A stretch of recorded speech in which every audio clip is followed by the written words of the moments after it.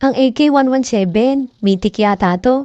So eto, kitang-kita niya naman yung effects niya, napakalupit, diba? Kaya ganado ako maglaro dito dahil ang ganda ng baril ko. Wala kasi ako mythic na baril, legendary lang yung free lang. So balik na tayo sa ating labanan. So eto, nakapatay uli kami dito, then loots. Eto, umikot lang ako dito, may kalaban ulit. So kita niyo naman, napakalupit ng effects, diba? Din dito nakipaghabulan naman kami dito, matakot-takot na hambulan to. Pero kinat ko na lang dahil dami naming takbuhan dito at puro hitmark pa, you know. Din syempre, ito nakakita na ako ng original. Din ito ang pinasabog namin tong truck na to. Kala namin may kalabang mamamatay pero wala pala. Din nag-fast forward na tayo, dito na tayo banda. Ito nakapatay pa ako dito ng dalawa. Itong isa medyo malayo-layo pa yan, no? Napakaganda talaga ng mythic na baril, stable.